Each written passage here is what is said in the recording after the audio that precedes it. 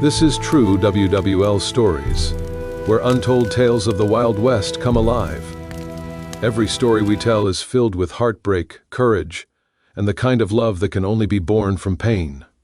In the harsh deserts of the old Apache lands, a young woman was cast away by her own tribe. They said she was useless without her legs, left to die in the burning sun. But fate had other plans. A lonely farmer living miles away from any soul found her, broken, half alive, yet still burning with the will to survive. What began as an act of kindness soon turned into something much deeper, a bond stronger than blood, stronger than pain, and stronger than the desert itself. This is the story of Aiyana, the Apache woman who was abandoned by her people, and the farmer who refused to let her die. Stay with us till the end, because this story will touch your heart and remind you. Sometimes the strongest souls are born from the deepest wounds, in the far reaches of the Arizona territory, where the sun burns the horizon in shades of fire and dust. There lived a young Apache woman named Aiyana. Her name once meant eternal blossom among her people. But by the time the winds of fate turned against her, that name became nothing more than a whisper, forgotten and unwanted. The Apache tribe she belonged to was known for its strength, its spirit, and its unyielding code of survival. In a world where weakness could mean death, compassion was a rare currency. Aiyana had been a proud daughter of her tribe, swift as the wind and brave as the hawk. But all that changed the day the horses panicked during a hunting raid. The wagon overturned in a canyon, crushing her legs beneath its weight. For days she lay between life and death. When she awoke, the pain was endless, the realization even worse. Her legs were gone, taken by the cruel mercy of the tribe's healer, who had no choice but to cut them to save her life. The desert did not wait for grief, and neither did her people. To them, Aiyana was no longer a warrior, no longer useful. She could not ride, could not hunt, could not fight. In their eyes, she was a burden. The chief, her own uncle, said it was better she join the spirits of her ancestors than waste away among the living. So one night, as the fires dimmed and the coyotes howled under the moon, they left her behind. They placed her near a dried-up riverbed with a small pouch of water and some food, an offering for her final journey. When morning came, Aiyana realized she was utterly alone. The once familiar sounds of her people, chants, drums, the crackle of campfires, were gone. Only the wind answered her cries. The sand bit into her wounds, and the heat scorched her skin. Yet somehow, her spirit refused to break. For days she dragged herself across the sand, inch by inch, the sun blistering her back. Her mind drifted between fevered dreams and bitter clarity. The vultures circled high above, waiting for her surrender. But Aiyana, even without legs, carried the heart of her ancestors. Their fire still burned in her chest. By the third day her water was gone, her lips cracked, her eyes blurred. She lay beside a dying mesquite tree, whispering silent prayers to the earth. She no longer expected rescue. The desert claimed everything it wanted, but fate, in its strange cruelty and kindness, had other plans. As the sun began to fall, painting the world in gold and blood, a shadow appeared in the distance, a figure on horseback, slow and deliberate. It was a man, tall and lean, wrapped in the dust of long days and lonely miles, a farmer, judging by his worn coat and calloused hands. He was crossing the desert trail alone, a solitary soul searching for nothing in particular, until he saw her, broken, abandoned, but alive. He stopped, dismounted, and knelt beside her. She tried to speak, but only a dry whisper escaped. Her face was ghostly pale, her hair tangled with sand. He gave her water, carefully lifting her head. She drank like a dying flower finding rain. That night, under the watch of 1,000 stars, the farmer made a small camp beside her. He could have left, most men would have. A crippled woman in the middle of the desert was not his concern, but something about her eyes, those fierce, dark eyes that refused to close, anchored him there. In the quiet, the two souls shared their silence. The farmer knew the pain of loneliness all too well. He had lost his family years ago to sickness and dust storms. The land had taken everything from him except his will to keep breathing. And now, in this forsaken woman, he saw a reflection of that same will, the stubborn refusal to die. When morning came, he built a stretcher from branches and rope. Gently, he lifted her onto it and tied it behind his horse.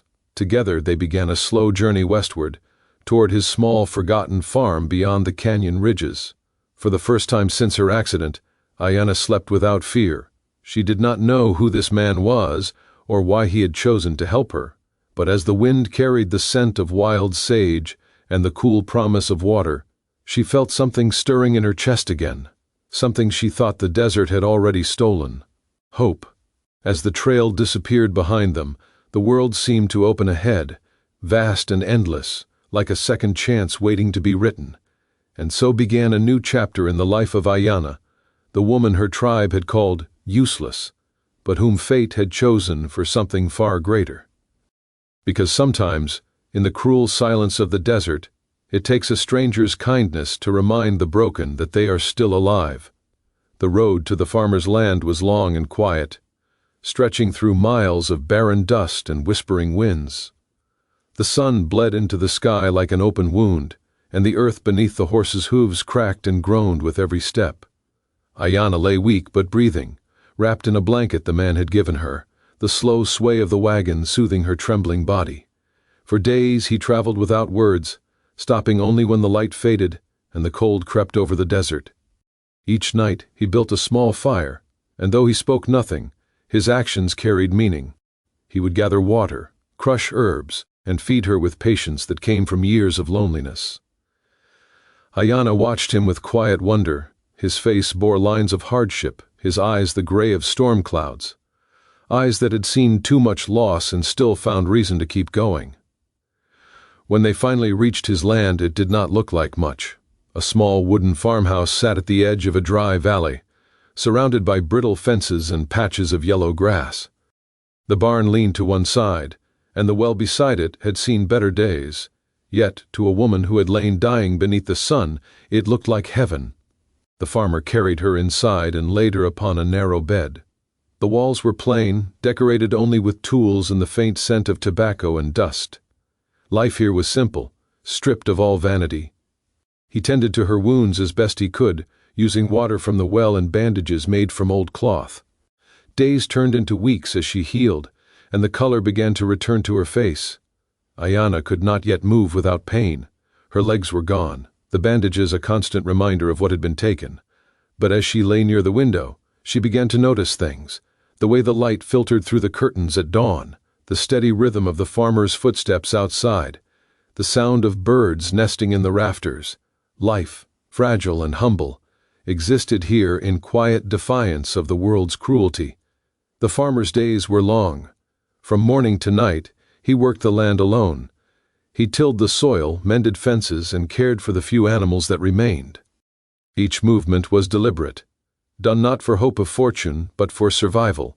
Aiyana watched him from her bed, seeing the solitude that clung to him like the dust on his boots. He had no family, no neighbors close enough to visit, no laughter in his home, only the endless rhythm of work and silence. There were moments when he would glance toward her room, his eyes softening with a quiet thoughtfulness. He said nothing, yet the care in his gestures spoke more than words ever could. He built a small chair with wheels, something crude but functional, so she could move through the house. He placed it near the window where the sun shone brightest.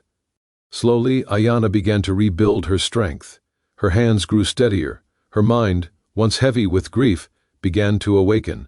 She started helping in small ways, peeling vegetables, sorting seeds, tending to the small fire that kept the house warm. Though her body was broken, her spirit began to heal. But the past lingered like a shadow. At night, she would stare at the stars outside and remember the chants of her tribe, the laughter of her people before the accident. She remembered their faces, the pity in some, the contempt in others, and the cold voice of her uncle declaring her unfit to live among them. The wound in her soul ran deeper than the scars on her body. The farmer, too, carried ghosts of his own. He had once had a wife, though few would have known it. She had died young, lost to fever, leaving behind an emptiness that no season could fill. The house had grown silent since then, the walls holding only memories and echoes. He had lived alone for years, his heart sealed away like a forgotten chest.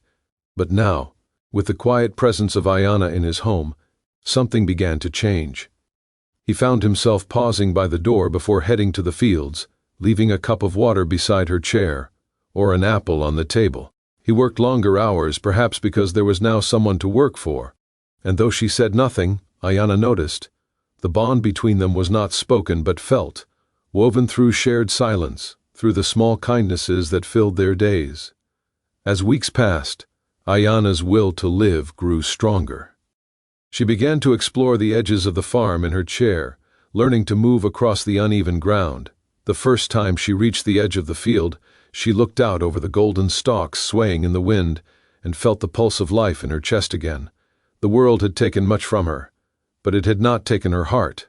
Still, not all who lived near the valley shared the farmer's compassion. Rumors began to stir in the nearby town. A crippled Apache woman living with a white man, hidden on his land. To some, it was an outrage. To others, a curiosity. In the West, people judged quickly, and kindness was often mistaken for sin. But the farmer paid no heed to gossip. His land was his world, and within its fences, he made his own rules. Aiyana was safe here, and that was all that mattered to him. As the seasons turned, the farm began to flourish once more. The crops grew taller, the animals stronger, and the once silent house filled with a strange sense of peace. The farmer, for the first time in years, began to hum as he worked. And Aiyana, though still bound to her chair, began to find beauty again in small things. The smell of rain, the laughter of birds, the warmth of the sun on her face. Yet deep down she knew that peace in the Wild West was fragile. The world beyond the farm was cruel, and fate was never finished with those who had suffered.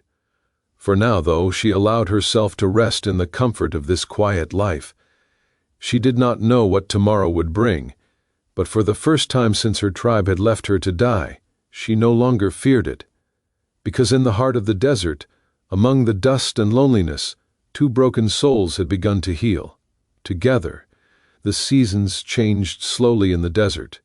The rains came late that year, and when they did, they came hard, turning the dust into mud, filling the riverbeds, and breathing new life into the dry soil.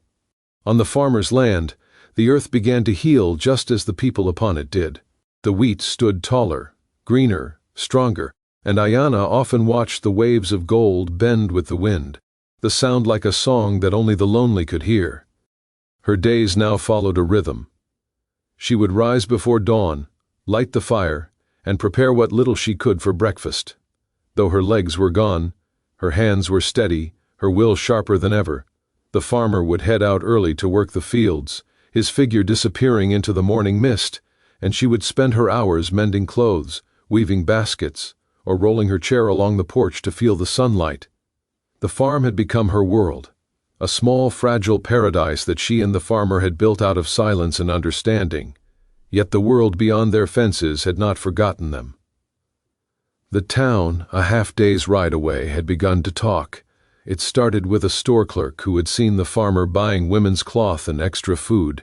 Then came a ranch hand who claimed to have seen a woman with long black hair near the farmhouse window. Whispers spread through the saloon like wildfire, some curious, others cruel. An Apache woman, they said, crippled, living with a white man all alone in the hills. It was unnatural, sinful, dangerous. Some claimed she was a witch. Others said the farmer had lost his mind. In a land where prejudice ran deeper than the roots of the mesquite tree, kindness was a crime no one could understand. The farmer rarely visited town. He had no use for gossip or company, but when he did ride in for supplies, the stares followed him like shadows. Men turned away, women whispered behind their hands. The blacksmith, once a friend, now greeted him with a cold nod. The preacher even sent a warning letter tucked into his saddlebag, words written in fear, masked as moral concern. Back at the farm, Aiyana could feel the shift. Though the farmer said nothing, she saw it in the tightness of his jaw, in the way his eyes lingered toward the horizon after sunset. The peace they had built began to tremble under the weight of the outside world. Still, life went on. Aiyana refused to live in fear. She had survived abandonment, starvation, and pain beyond measure. The judgment of strangers was nothing compared to the cruelty of her past. She found strength in the work she did, the baskets she wove from reeds, the herbs she grew in small clay pots, the simple act of moving from one room to another on her own. Every small victory reminded her that she was not useless. One evening, as the sun dipped behind the canyons, the farmer returned from town with supplies. His hands were rougher than usual, and his silence deeper. Aiyana noticed the torn edge of his sleeve, the faint bruise near his cheek. She said nothing, only met his eyes with quiet understanding. He didn't need to explain. The town had spoken with fists and words alike. In the days that followed, he stayed closer to home. The outside world no longer called to him. Instead, he poured all his energy into the land, reinforcing the fences, tending to the fields, repairing what was broken. Aiyana worked beside him in her own way, planting herbs, grinding corn, caring for the animals. Together, they turned isolation into resilience. But the desert has a way of testing all who call it home. That summer, the drought returned. The rain clouds vanished, the rivers dried, and the land began to crack under the sun's fury. The crops wilted, and the animals grew restless. The farmer pushed himself harder than ever, working through the heat, his body growing weaker each day. Aiyana could do little but watch, her heart heavy with helplessness. She began saving what she could, rationing food, collecting dew from the morning air, praying silently to the spirits of her ancestors. Though she no longer walked among her tribe, she still believed that the earth listened, that the wind carried the voice of those who had lived before her. It was during those harsh weeks that she began to see a change in herself.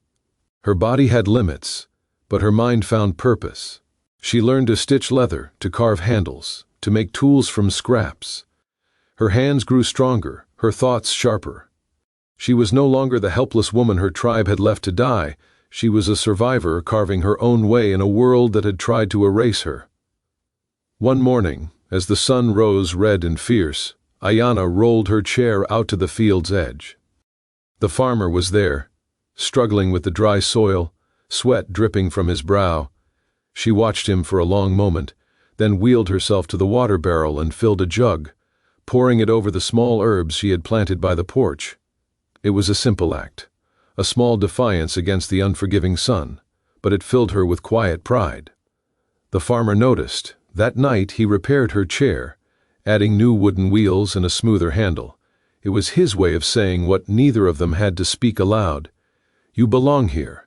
As the drought dragged on, travelers began to pass through the area, wanderers, traders, and lost souls seeking water or shade. Most kept their distance, but some came close enough to see the woman on the porch and the man who worked beside her. Their whispers traveled back to town, fueling the fire that already burned there. The sheriff's deputy came once, under the pretense of checking for stolen livestock. He looked at Aiyana like she was a trespasser on her own land. When he left, he muttered that the farmer should be careful who he gave shelter to. The warning hung heavy in the air long after the man rode away. Yet even as the world closed in, the bond between the two souls only grew stronger, not through words but through shared struggle, through the rhythm of surviving another day together. One evening, after a long day of labor, Aiyana watched the sunset from her chair. The sky burned orange and crimson, and the wind carried the smell of dust and sage. She felt something shift inside her, a quiet understanding that peace never lasted long in the Wild West. The storm, she knew, was coming. Whether it was drought, men, or fate itself, something would test them again. But she was no longer the woman left to die beneath the desert sun. She was ready. The horizon darkened with distant thunderclouds, their rumble echoing like the growl of destiny. The farmer stood beside her, silent, the wind pulling at his hat as lightning split the sky far away. And somewhere between that silence and the storm's approach, their world began to change once more. The thunder rolled across the plains like a warning from the heavens. It had been weeks since rain last touched the farmer's land, and the soil had grown thirsty, cracked, and desperate. The sky now hung heavy with dark clouds, promising both renewal and danger. Aiyana sat by the window, watching the wind twist through the fields, her thoughts as restless as the storm itself. Life had settled into a fragile balance. Hard, quiet, but meaningful. Yet in the Wild West, peace never lasted long. The whispers from town had turned into talk, and talk, in time, always turned into trouble. That evening, as the first drops of rain hit the parched earth, the farmer stood on the porch, his eyes fixed on the horizon. The scent of wet dust filled the air, and lightning flashed against the jagged hills. The long-awaited storm was coming, but so was something else, something darker than weather. By midnight, the rain fell hard and steady, drumming against the roof in a wild rhythm. Aiyana lay awake, her body tense, listening. Somewhere beyond the wind, she thought she heard the faint sound of horses, distant at first, then closer. It wasn't unusual for travelers to seek shelter during a storm, but something in that sound carried unease, a sense of purpose. The farmer heard it too. He stepped outside, lantern in hand, the rain soaking through his coat. Two riders approached through the curtain of rain, their figures shadowed by the storm, strangers. Their horses were tired, their faces half hidden beneath wide-brimmed hats. When they reached the porch, the farmer motioned for them to come out of the rain. They tied their horses and stepped beneath the roof's edge. Their boots left muddy prints on the wood, and the smell of whiskey and gunpowder followed them. They claimed to be passing through, caught in the storm, but their eyes wandered, not just to the firelight behind the farmer, but to the shape of the woman in the wheelchair near the window. Even through the glass, Aiyana could feel their gaze, sharp and cold like a knife's edge. The farmer gave them food and a dry place in the barn to wait out the rain. It was the way of the frontier, to help those in need, no matter who they were. But as he closed the door that night, his instincts told him the storm outside wasn't the only one he had to worry about. Morning came gray and heavy. The rain had softened the land, filling the air with mist. The strangers were still there, sitting by the barn with their rifles laid casually across their laps. Aiyana watched from the porch as the farmer approached them. Though she couldn't hear the words exchanged, she could see the tension in his posture, the stiffness in his shoulders. It didn't take long to understand what they were after. The men were bounty hunters, drifters who made their living chasing rumors and collecting rewards. One of them had recognized Aiyana's face, or rather her heritage. News had reached the nearby forts that an Apache woman had escaped her tribe after a raid gone wrong. Some said she was dangerous, others claimed she was a thief. The bounty was small but enough for desperate men. When the farmer returned to the house, his face was grim. Aiyana looked at him and knew the world had found her again. No matter how far she had crawled from the shadows of her past, they always found a way to follow. The hunters lingered through the day, waiting for the rain to stop. They asked questions, subtle at first, then sharper, about who she was, how long she had been there, whether she was truly Apache blood. Each word carried threat beneath its politeness. The farmer gave no answers, only silence. That night, as the wind howled through the cracks in the walls, Aiyana sat awake by the fire. She remembered the faces of her tribe as they turned away from her, the words that had condemned her to die. Useless, they had said, a burden. Now the world sought to brand her again, this time as something worse, but she was no longer helpless. Her legs were gone, but her courage had returned. When dawn broke, the storm had passed. The hunters prepared to leave, but their eyes stayed on her. They whispered to each other, the sound of coins and greed heavy in the air. One of them mentioned returning with soldiers. Another spoke of the bounty again. The farmer stood between them and the house, his expression cold, his hand near his rifle. Aiyana knew what would come next. Violence was a language well known in the West. The men left, but the air they left behind felt poisoned. The farmer watched them ride off until they disappeared into the distance. He knew they would be back. Maybe not today, maybe not tomorrow, but someday soon, and not alone. That evening, as the sun set behind the hills, the farm looked peaceful again. The rain had revived the land, filling the air with the scent of wildflowers and wet earth. Yet beneath that calm, an unease lingered. Aiyana moved through the house in her chair, her mind clear. She had survived worse than bounty hunters, but she also knew that this place, the home that had given her life again, was now at risk because of her. The man who had saved her, who had asked for nothing in return, might lose everything. She spent the next few days in thought, watching him work in the fields, the same quiet strength in every movement. She had never known kindness like his before. He had taken in a stranger, a crippled woman of a people despised by his own, and given her a reason to live again. Now it was her turn to protect him. That night, she rolled herself to the porch, watching the moonlight glimmer across the land. The wind carried the distant cry of coyotes, the echo of something ancient and wild. The earth beneath her felt alive, whispering to her the same way it had whispered to her ancestors. In her heart she made a silent vow. She would not let the world take this peace from them. Not again. Somewhere beyond the hills the riders would return. Whether they came with lawmen, outlaws, or worse, she didn't know. But when they did, they would not find the helpless woman they had expected, because the woman the Apache had abandoned was gone. What remained was someone forged by pain, shaped by loss, and strengthened by the rare gift of mercy. The storm had passed, but another one was already forming on the horizon. And this time, Aiyana would be ready. The days that followed the storm were heavy with silence. The earth had soaked up every drop of rain, and the fields now shimmered in soft green, breathing life again. Yet beneath the calm beauty of the land, both Aiyana and the farmer knew the peace was borrowed, temporary, fragile, and destined to end soon. Aiyana spent her mornings weaving and tending to the small garden by the porch. The farmer repaired fences, sharpened tools, and mended what the storm had broken. Life went on as if nothing had changed, but both carried an unspoken awareness. They had seen the eyes of those men. Greed did not disappear with the sunrise. It only waited for another chance. The first sign came a week later. A trail of hoofprints appeared near the northern fence. Fresh, deliberate, not belonging to the farmer's horse. He followed them for a short distance, returning with his face set in grim understanding. They were back. That night, Aiyana sat by the window long after the lamp had been extinguished. The moonlight cast silver shadows across the floor, and in them she saw her past, the faces of her tribe, the chief's cold eyes, the night they left her behind. She had learned long ago that the world rarely offered mercy twice.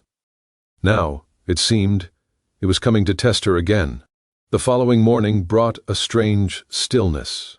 The air was dry, the wind motionless. Even the birds kept to the trees. The farmer worked closer to the house, his rifle never far from reach. Aiyana wheeled herself to the porch and watched the horizon. Her instincts, honed by a lifetime of surviving both nature and people, told her danger was near. By noon, 3 riders appeared in the distance. Dust rose beneath their horses' hooves as they approached the farm, slow, deliberate, unhurried. These were not travelers, they were hunters. When they reached the gate, the farmer met them halfway, standing tall and calm. Aiyana watched from the porch, her hands gripping the arms of her chair. The riders dismounted, their spurs clinking softly against the dry ground. She recognized 2 of them, the same bounty hunters who had taken shelter during the storm. The third was new, older, meaner, his coat long and his eyes sharp as a blade. Though she couldn't hear their words, the tension spoke louder than any sound. The men gestured toward the house, one pointing at her silhouette in the window. The farmer's expression hardened, his body unmoving. Whatever they demanded, his answer was clear. The confrontation didn't last long. The riders turned their horses and rode off, leaving a trail of dust in their wake. But Aiyana knew they weren't finished. They had come to warn him, to test his resolve. The next time they wouldn't come alone. That night, as darkness settled over the plains, Aiyana prepared in her own way. She gathered what herbs and supplies she could, rolling her chair from room to room with quiet purpose. The farmer watched her but said nothing. There was no need. They both understood what was coming. The following day passed uneasily. The sky was clear, but the air felt charged, as if waiting to break. By dusk, the distant echo of horses returned, more this time. 5, maybe 6. The sound grew louder, the rhythm of hooves merging with the beating of Aiyana's heart. When the riders appeared at the edge of the property, the sun was sinking behind them, turning their silhouettes into shadows of menace. The farmer stepped onto the porch, rifle in hand, the last rays of light glinting off the barrel. The leader called out something lost to the wind, but the message was clear enough. They wanted Aiyana. They claimed she was a fugitive, a criminal, A woman who had betrayed her own people and fled into white territory. Lies, all of them. But in the Wild West, truth was easily buried beneath greed. The farmer stood his ground. He had fought drought, loss, and loneliness his entire life. He would not surrender the one soul who had brought meaning back to his world. The standoff stretched long into twilight. The horses snorted, restless, and the men shifted impatiently. One reached for his gun, and in that instant, the calm shattered. The crack of a rifle split the evening air, echoing across the fields. The lead rider's hat flew from his head as the bullet whistled past, warning rather than killing. The farmer had fired first, not to harm but to make his point. The riders drew their weapons in return, and chaos broke loose. The world erupted in thunder and smoke. Gunfire lit the dusk in bursts of flame. The horses reared, the men shouted, and the farmer took cover behind the wooden post, firing back with precision born of experience. Aiyana could do nothing but watch, the terror clawing at her chest. She rolled herself toward the door, searching for anything that could help. Her eyes fell on a small revolver the farmer kept near the window, a weapon she had never touched before. With trembling hands she picked it up. It was heavy, cold, and foreign, yet she remembered the strength her ancestors once carried, the fire that had not died even when her body had been broken. The battle outside raged on. The bounty hunters pressed forward, using the barn for cover. Bullets tore through wood and glass. The farmer fell back, blood streaking down his arm, his breath sharp and shallow. Then, through the haze of gunfire, one of the men broke away and approached the house. Aiyana steadied herself, the revolver trembling in her grasp. She could see his shadow through the window as he climbed the porch steps. Every heartbeat felt like a lifetime. When the door burst open, she didn't think. She acted. The sound of the gunshot filled the room, deafening and final. The man stumbled back, collapsing onto the porch.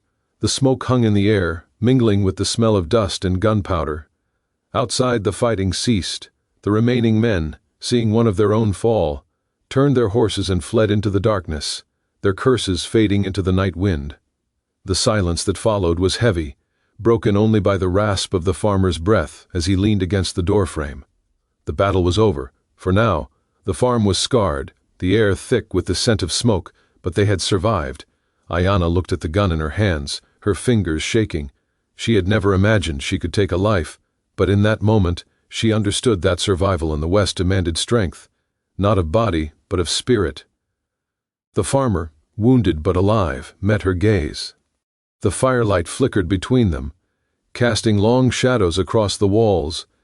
In their silence was gratitude, pain, and a quiet acknowledgement that the world had changed again.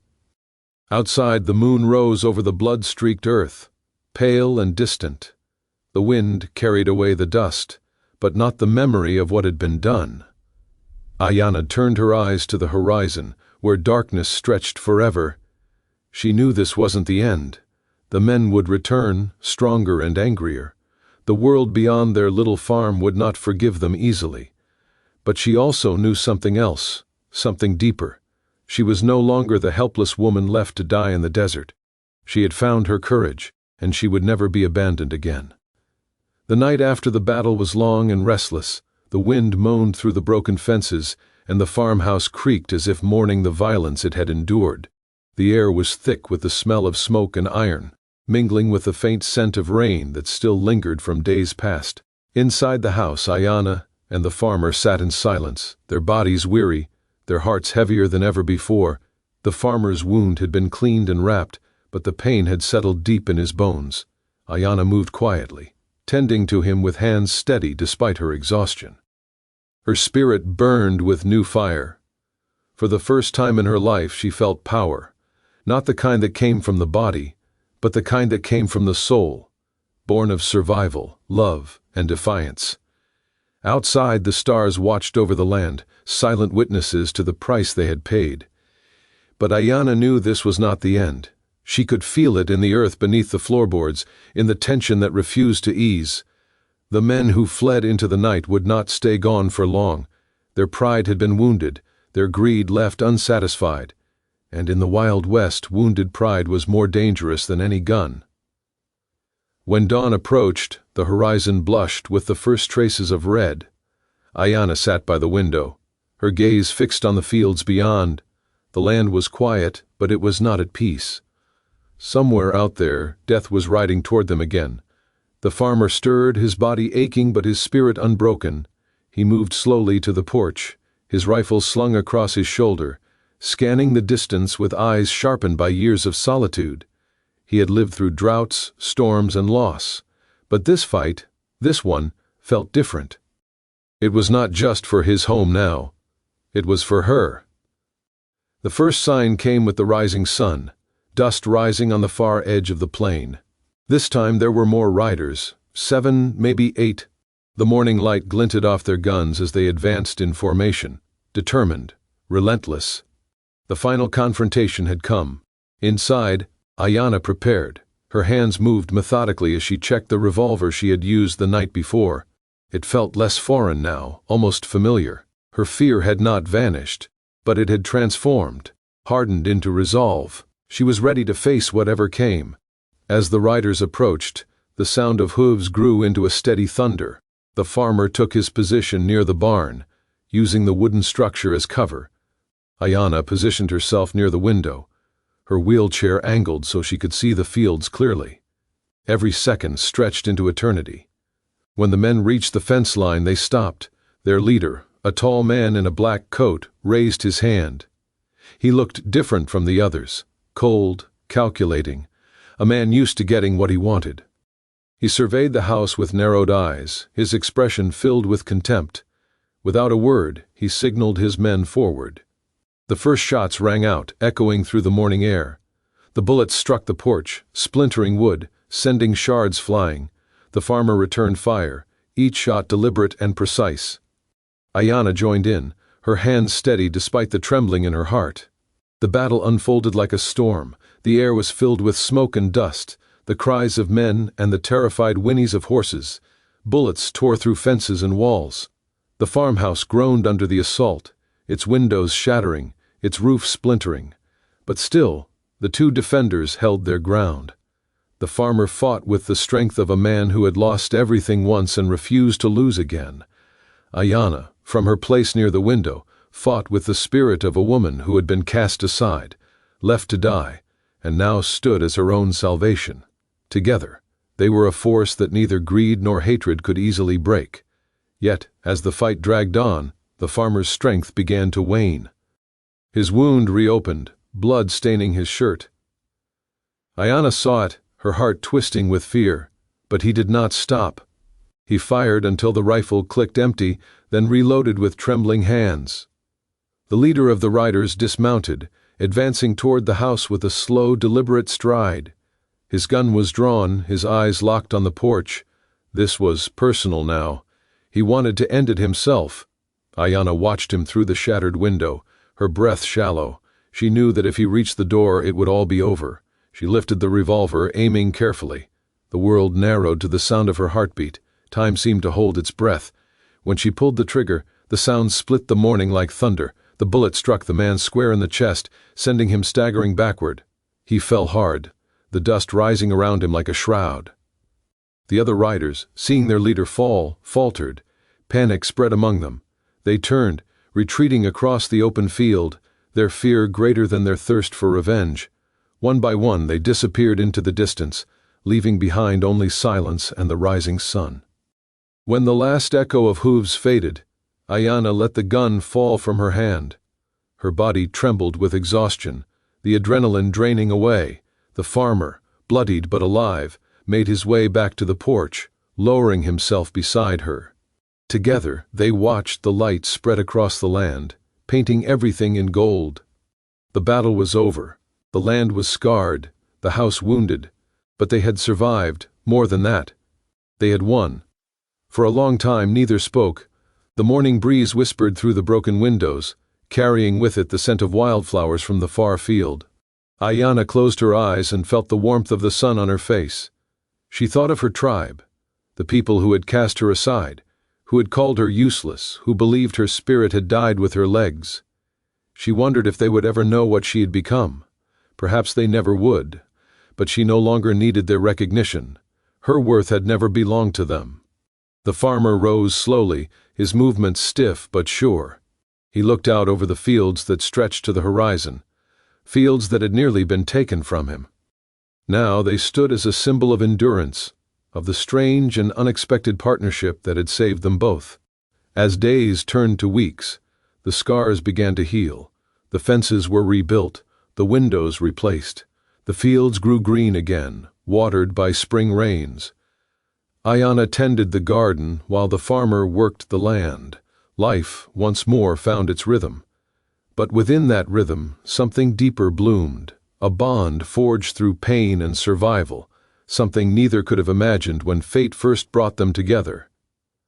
Aiyana often sat by the porch at sunset, watching the sky burn in hues of red and gold.